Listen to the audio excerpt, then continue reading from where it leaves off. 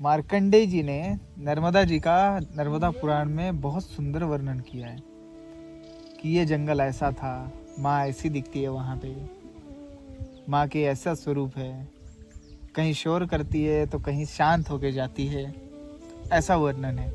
जंगल इतना घना है, जंगल में ये जानवर है, इस प्रकार के जानवर है उस काल में, ऐसा सब कुछ वर्णन किया था। लेकिन जो मार्कंडेय जी ने बताया वो एक्चुअल में है क्या, ये सवाल उठता है। अब जानवरों का तो नहीं पता, वो समय काल से विलुप्त होते गए, लेकिन जो वर्णन किया मैंने पढ़ा, मेरे आंखों के सामने पढ़ते पढ़ते माँ का स्वरूप आने लग गया था। लेकिन जब एक्चुअल में मैं यहाँ आके देखा तो उससे 1000 गुना सुंदर है ये माँ, बहुत सुंदर है। मेरे गुरुजी ने बताया था कि माँ को वैराग्य की देवी मानी जाती है, वैराग्य देती है माँ।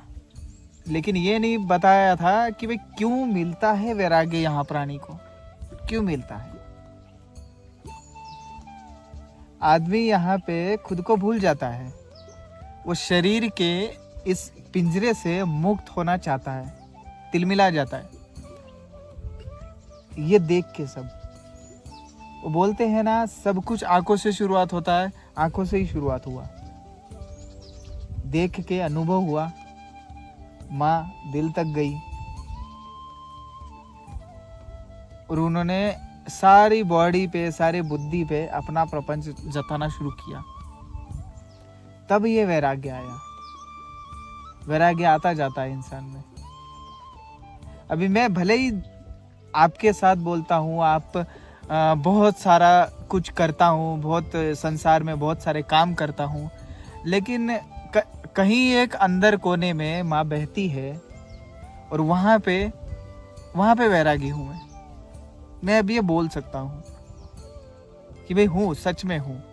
संसार में कितना भी रहूँगा लेकिन उतना नहीं रहूँगा जितना कि छोड़ ना सकूँ। 2 मिनट में सब कुछ छोड़ सकता हूँ। बस वो बहाना है, वो सारे काम, वो अच्छे काम या फिर बुरे काम जो भी है, या फिर लोग, वो सिर्फ बहाना है कि मैं संसार में कुछ दिन रहूं, इस चीज का बहाना है। लेकिन अंदर से तो मैं चला गया हूं। कितना भी करूं, कम तो पड़ने नहीं वाला है संसार में। और यहाँ पे सब कुछ बहुत है, बहुत है। 4 रोटी की भूख है, 1 रोटी मिली बहुत है। और भूख लगे तब सिर्फ जल मिले तो भी बहुत है। रहने को कुछ ना हो तो भी बहुत है। पत्थरों पे सो रहा हूं तो भी बहुत है। और अभी लाइफ इतनी भी रहे तो भी बहुत है। संतोष, जीवन में संतोष हो गया। और सबसे बड़ा धन संतोष ही बोला गया है। जब आदमी संतोषी हो गया कि मतलब इतने में बहुत हो गया, तब आगे कुछ है ही नहीं ना। आगे धन की लालसा है ही नहीं, मोह माया कुछ भी नहीं है। लोगों से मोह नहीं है, अपने रिश्तेदारों से मोह नहीं है कि ये मेरा वो मेरा, कुछ भी नहीं है। और यहाँ पे सच जान जाता है आदमी, और जानने के बाद में मान जाता है। सच जानते सब है, पढ़ा सब ने है, लेकिन मानता कोई नहीं है।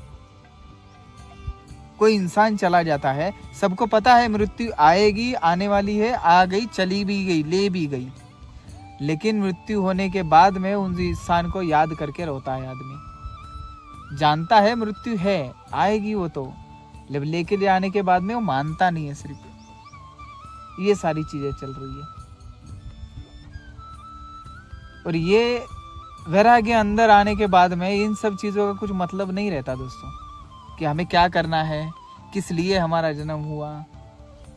सब कुछ शून्य हो जाता है, सब कुछ शून्य। आदि श्री शंकराचार्य जी ने यहीं पे निर्वाण अष्टक्रम का उल्लेख किया और उन्होंने बोला ये अपने मुख से, नर्मदा जी के किनारे। इतने बड़े बड़े गुरुओं को अपने गुरु मिले नर्मदा जी के किनारे। इतने बड़े बड़े देवता यहाँ पे आके साधना करे नर्मदा जी के किनारे। वो क्यों करते थे, क्यों किया उन्होंने ऐसा, क्यों मिले यहाँ पे, वो सब कुछ समझ में आ रहा है मुझे अब। धीरे धीरे। पूरा तो नहीं समझ पाऊंगा, इतनी मेरी बुद्धि नहीं है, इतना मेरा शरीर दिव्य नहीं है कि मैं पूरा समझ जाऊं नर्मदा जी को। और हो सकता है तो वो आगे सामने आ जाए तो मैं पहचान भी ना पाऊं, और मुझे पहचानना भी नहीं है, क्योंकि ये स्वरूप मेरे सामने ही तो है। इससे सुंदर स्वरूप बताइए क्या हो सकता है।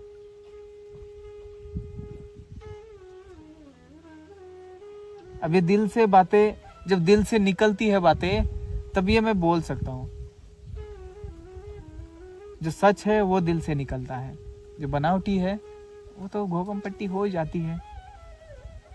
लेकिन सच में ये देखो, सच यही है। सच मैं देख रहा हूँ, यहाँ बैठा हूँ, और मैं यहीं पे सारी लाइफ रहना चाहता हूँ, बैठा रहना चाहता हूँ। यही है सत्य। कितना सुंदर है सब कुछ।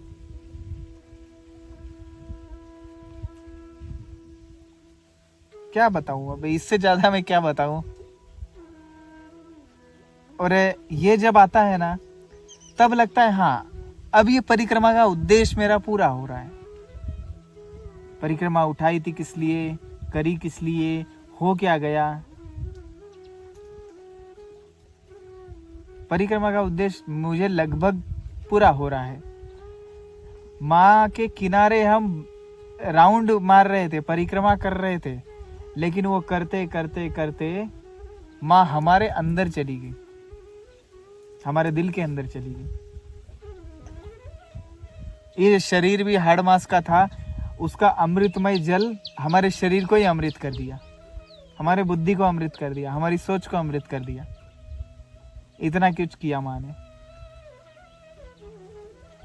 अब ये पागल जैसी बातें लग रही होगी, लेकिन ये सच है, ऐसा होता है।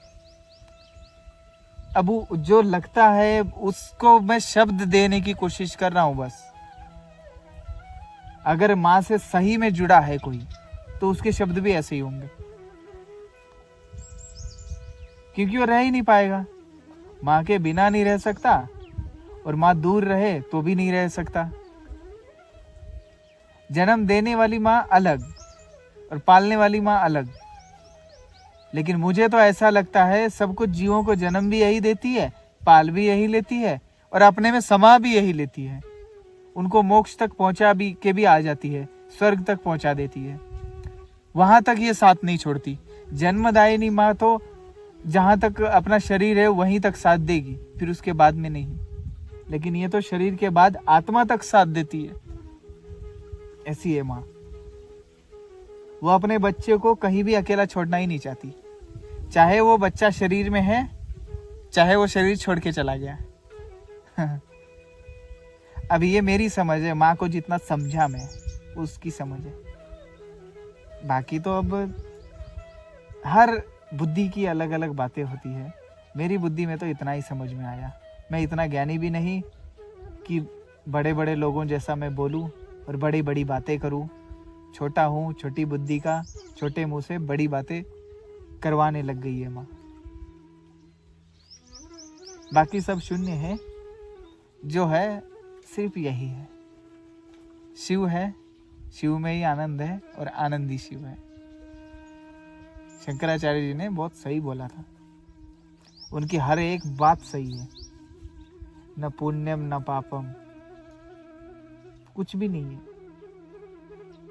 सब कुछ क्लीन, माँ के जल जैसा, सब कुछ धुला हुआ, सब कुछ क्लीन।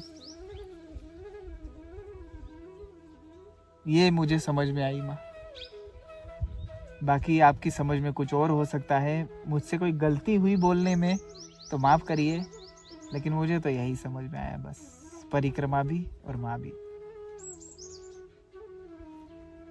हमेशा माँ के साथ रहना चाहता हूँ, माँ के पास में रहना चाहता हूँ, बस यही ख्वाहिश है। और बहुत कुछ कर भी रहा हूँ। ये क्योंकि संसार है, संसार में तो साधन लगता है, चाहे वो अर्थ हो, चाहे लोगों का सहारा हो, साधन लगता है। अब जो हमारे मन का कल्याण है, वो चीजें करने के लिए हमें साधन जो लगता है, उसको जुटाने के लिए बहुत कुछ कर रहा हूँ। अब धीरे धीरे हो भी रहा है। अच्छे लोग जुड़ेंगे तो हो जाएगा सब कुछ, मुझे पता है। करेंगे, अच्छे लोग जुड़ेंगे। और दोस्तों क्या है, आप लोगों को लगता होगा कि मैं ये सब क्यों कर रहा हूं,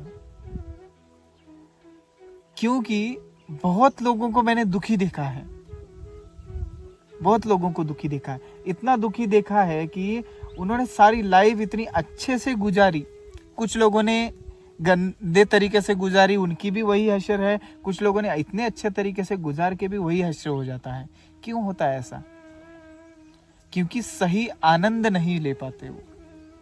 और मैं आनंद अगर किसी को दे रहा हूं, किसी प्राणी को दे रहा हूं, किसी पशु पक्षी या फिर किसी इंसान को भी दे रहा हूं, इंसान को देना आसान है क्योंकि मैं उससे बात कर सकता हूं, उसको मैं बता सकता हूं कि तू ऐसा कर, तब तू आनंदी रहेगा।